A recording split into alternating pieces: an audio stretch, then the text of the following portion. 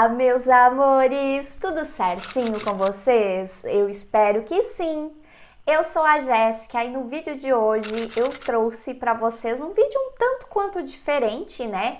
Que é com curiosidades sobre bancos e dinheiro, que eu aposto que você nem imagina como era. Curiosidades lá do passado dos bancos e essa relação com o dinheiro, né, pessoal? Como é que funcionava essa questão das filas, talões de cheque, crediário, teve a hiperinflação, como é que funcionavam todas essas questões? Eu trouxe para vocês algumas curiosidades, porque eu acho que é legal a gente conversar sobre isso também, né, pessoal? Hoje nós vivemos numa nova era com relação assim às finanças, bancos, né? Com a chegada ali dos bancos digitais, foi uma revolução financeira, digamos assim.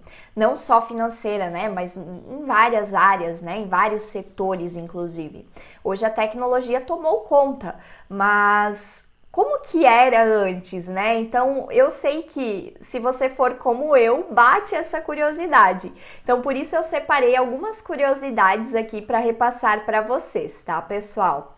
E a primeira é que havia muitas filas e zero computadores, pessoal. Praticamente nada, quando se tratava de banco, era feito sem filas. Por isso que muitas pessoas ainda hoje, né, quando se fala, ai, tem que fazer o serviço de banco, né, ai, porque eu vou pegar fila, porque meio que virou, assim, meio que uma coisa meio cultural do banco, né, até inclusive os bancos tradicionais, quando a gente vai, a gente já tem que estar meio preparado para estar em filas também, né, então, porque os bancos tradicionais existem até hoje e realmente tem essa questão de filas, né, essas burocracias que são bem chatas. E lá no passado, a questão é que nada era feito sem filas e não existiam os computadores. Então, vocês imaginam como era diferente o processo, né? Imagine esperar ali por um atendimento em uma época que era 100% manual, pessoal. Olha só, é algo assim totalmente que foge da nossa realidade hoje, né? Eu até anotei aqui um relato de uma pessoa, olha só, pessoal. Vicente Pereira, aposentado de 63 anos e morador de Belo Horizonte, tá? Lembra bem desse tempo. Como os caixas não eram informatizados, os bancários buscavam o arquivo físico da conta, eram arquivos físicos, tá? E lá tinham um controle em um livro, que era o livro caixa, que mostrava quanto você tinha de saldo. O pagamento era lançado por máquinas registradoras e ainda demorava uns 5 dias úteis para ser reconhecido. Olha só, né, pessoal, se parar para pensar, né, qual que era o percentual de erro daquela época, se diminuiu, né? Hoje em dia a gente sabe que é bem menor o percentual de erro, mas assim, realmente, né, era um percentual muito maior, com chances maiores de erro, e a demora também era muito maior, né?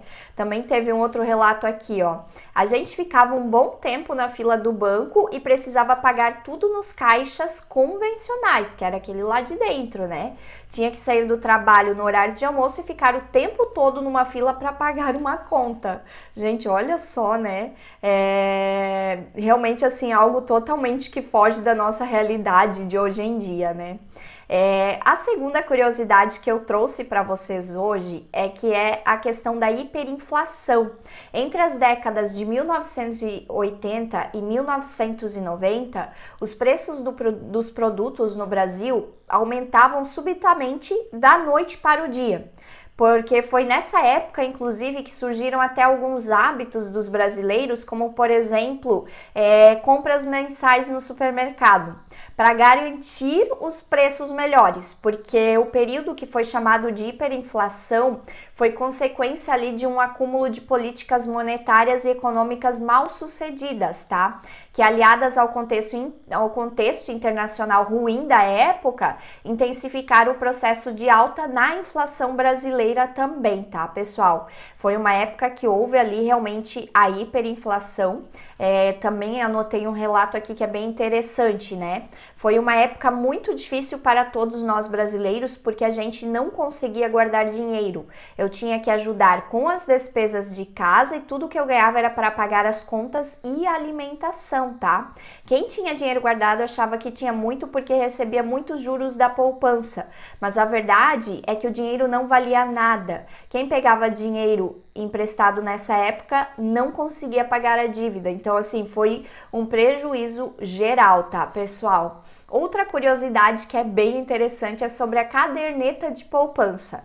Hoje em dia, ainda quando a gente fala em poupança, algumas pessoas se referem à caderneta de poupança. Isso porque lá no passado, realmente era uma caderneta. E os depósitos da caderneta eram manuais e as correções eram calculadas pelos bancários também manualmente, como todo o restante. Então, era um pequeno caderno físico realmente que você guardava ali o dinheiro e era chamada de caderneta de poupança. Inclusive, hoje em dia, né, a gente de vez em quando ainda fala, a caderneta de poupança, é algo que as pessoas lembram bastante, né, pessoal? Olha só, vale refletir, porque um mecanismo criado há 160 anos em um contexto completamente diferente do que vivemos agora ainda é o principal destino do dinheiro dos brasileiros, pessoal, especialmente considerando que na maior parte do tempo a poupança perde para a inflação? Pois é, né? Hoje em dia a gente ainda tem muitas pessoas que preferem, né, deixar o dinheiro na poupança, mesmo com tantas outras possibilidades. E é uma grande verdade, né? Hoje em dia a poupança sempre acaba perdendo para a inflação, então muitas vezes não compensa, né? Hoje a gente já tem uma infinidade de opções graças à chegada também dos bancos digitais, né?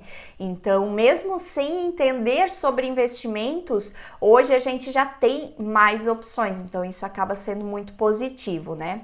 Outra curiosidade também é que os pagamentos eram todos manuais, assim como todo o restante dos serviços, né? Para fazer um pagamento usando o seu saldo, era necessário ir até uma agência e pedir ajuda aos bancários. Esses bancários, eles verificavam se você tinha saldo e uma máquina registradora oficializava tudo.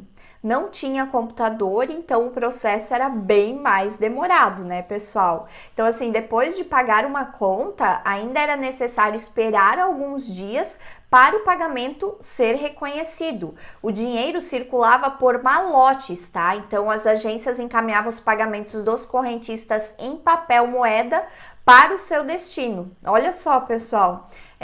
Às vezes também tem relatos, né? Às vezes as pessoas pagavam uma conta de luz em dia e dias depois a companhia aparecia para cortar a luz porque o pagamento ainda não tinha sido validado, porque realmente era um processo bem mais demorado, né? Outra curiosidade também era com relação ao talão de cheque. Hoje ainda existem pessoas que trabalham com cheque, né? E os cheques eram e ainda são fornecidos pelos bancos em talões. E daí o que acontece? Esses cheques são preenchidos manualmente, né? Ou máquinas semelhantes a impressoras, né, pessoal? Então, assim, até a década de 1980, se você precisasse fazer um pagamento a prazo, era necessário preencher um cheque em mãos. Contudo, como mostra, né, até os anos 2000, a pesquisa que foi realizada, né, o acesso ao cartão de crédito era restrito às camadas de maior renda da sociedade brasileira. Então, o cheque, ele era como se fosse um crediário, um cartão de crédito para quem não tinha o cartão de crédito, porque o cartão de crédito era somente para pessoas camadas maiores ali da sociedade, como eles chamavam, tá, pessoal? Apesar de ser mais raro, ainda existem pessoas que usam o talão de cheque hoje em dia. falando sobre as mulheres bancárias, pessoal. Até os anos de 1960, olha só, era muito difícil encontrar mulheres funcionárias de bancos, tá? Essa era uma profissão que era praticamente exclusiva masculina. Ao entrar em um banco, era muito mais comum ver apenas homens e de terno e gravata. Hoje em dia a gente sabe que não, né? Graças a Deus já mudou bastante, né, essa questão. Uma pesquisa que foi feita pela revista ABET, que é a Associação Brasileira de Estudos do Trabalho, mostrou que em 1994 as mulheres representavam apenas 5,71% do quadro de funcionários da instituição financeira. Então, assim, a maioria eram homens. Outra curiosidade também é que não havia histórico de crédito, tá, pessoal? Então, assim, não existia um histórico de crédito para conseguir fazer análises, né? O Serasa, por exemplo, só foi criado ali em 1968. A partir dali, o histórico de crédito da população brasileira começou a ser registrado e consultado por todos os bancos igualmente, mas até então não havia assim uma análise de crédito, tá, pessoal? Só para vocês entenderem. E para finalizar, tem a questão das compras nos crediários. Assim como os cheques, os crediários também existem em alguns lugares, né? Os crediários foram popularizados entre as décadas ali de 1980 e 1990, que era com uma forma de fazer vendas parceladas para a população de baixa renda, que muitas vezes também não tinha acesso a talão de cheque, né, pessoal? Quem fazia esse crediário era a própria rede de lojas. Então, vamos supor, quando o cliente comprava em uma dessas lojas e não conseguia fazer o pagamento à vista, ele poderia se cadastrar para abrir um crediário. A loja analisava o histórico de crédito do cliente e concedia ou não o crédito, tá, pessoal? Depois de abrir, era só comprar na loja e pedir o parcelamento, tá, pelo crediário na hora do pagamento, que era mensal, com um caderninho físico. Então a pessoa vai lá, ia lá, comprava, deixava parcelado, anotado ali no papel e todos os meses ia lá fazer o pagamento da compra ali, né, da parcela no caso, tá? No passado, você só podia fazer outra compra parcelada quando quitava as parcelas da primeira compra. Então tinha algumas regrinhas até para o pessoal, né, não se endividar demais, né, pessoal? E é isso.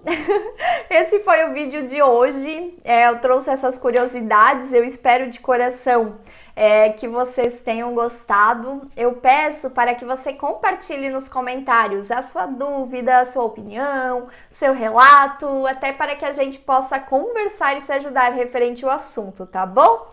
Muitíssimo obrigada pela sua atenção, um super beijo a todos e até o próximo vídeo. Tchauzinho!